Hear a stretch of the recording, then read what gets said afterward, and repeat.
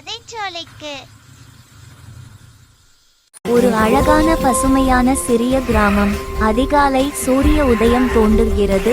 நெல் வயல்கள் பசுமையாக பரவியிருக்கின்றன. ஒரு பெண் முன் வீட்டு தெருவில் கோலம் இடுகிறாள். குழந்தைகள் கீழே விளையாடுகிறார்கள். வயலுக்கு செல்லும் விவசாயிகள்.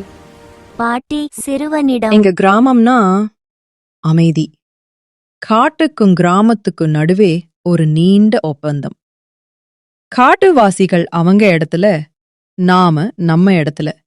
இந்த ஒத்து வாழ்வுதான் எங்க வாழ்வு. ஒரு நாள் முதுவின் தந்தை செல்வம் வயலுக்கு செல்கிறார். திடீரென நெல் வயல் ஓரத்தில் ஒரு பெரிய ஆண் யானை ஒரு பலா மரத்தில் இருந்து பழங்களை தின்று கொண்டிருக்கிறது.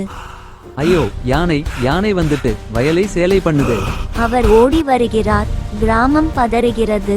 ஆண்கள் கம்புகள், டின்கள், பானைகளை எடுத்துக்கொண்டு ஓடுகிறார்கள். பெண்கள் குழந்தைகளை உள்ளே இழுத்துக்கொள்கிறார்கள். சத்தம் கிளம்புகிறது. சத்தம் போடுங்க, துரத்துங்க, பயமுறுத்துங்க. யானை திடீர் சத்தத்தால் திகிலடைகிறது. அது காதுகளை விரிக்கிறது, சீறுகிறது. அச்சத்தில் அது பக்கத்தில் இருந்த ஒரு வேலியை மிதித்து உடைக்கிறது. மேலும் சத்தம். யானை காட்டை நோக்கி சிறு தூரம் ஓடுகிறது. கிராம சபை பொது மேடையில் கூட்டம். செல்வம் கோபத்தில் பேசுகிறார். இந்த யானை என் வயலையே சீர் செய்துட்டு இத மாதிரி விலங்குகளை சுட்டுத்தான் தொலைக்கணும், இல்லன்னா எங்க வாழ்வே நாசம். செல்வம் கோபம் புரிஞ்சுக்கோ. ஆனா கொல்லுறதா தீர்வு? அந்த யானையும் ஒரு உயிர். அதுக்கும் பசி, தாகம். நாம தான் நாளுக்கு நாள் காட்டுக்குள்ள நுழைஞ்சி அவங்க குடும்பத்தை சிதைக்கும். அவங்க எங்க போவாங்க? இளையவன் முத்து பாட்டியின் பேச்சை கவனிக்கிறான். பாட்டி சொல்றது சரிதான், ஆனா ஆபத்தும் உண்டு. நாம அத காட்டுக்கு திருப்பி அனுப்பணும், காயப்படுத்தாம. சபை யானையை தீ மூட்டியும் பெரும் சத்தம் போட்டும் துரத்த முடிவு செய்கிறது. மறுநாள் யானை மீண்டும் வயல் ஓரத்தில் தோன்றுகிறது. கிராமத்தினர் தீபந்தங்களுடன் ட்ரம்களுடன் தயாராகின்றனர். ஆனால் முத்து யானையை கூர்ந்து கவனிக்கிறான். யானையின் முன் கால் தடுக்கி விடுகிறது. அது வலிக்கு முகம் சுளிக்கிறது. நிறுத்துங்க, அது எங்களை தாக்க வரலை. பாருங்க, அத கால்ல பெரிய காயம். அனைவரும் பார்க்கிறார்கள். யானையின் காலில் ஒரு ஆழமான சீழ்பிடித்த காயம். அதில் ஒரு துருப்பிடித்த இரும்பு துண்டு குத்தியிருக்கிறது.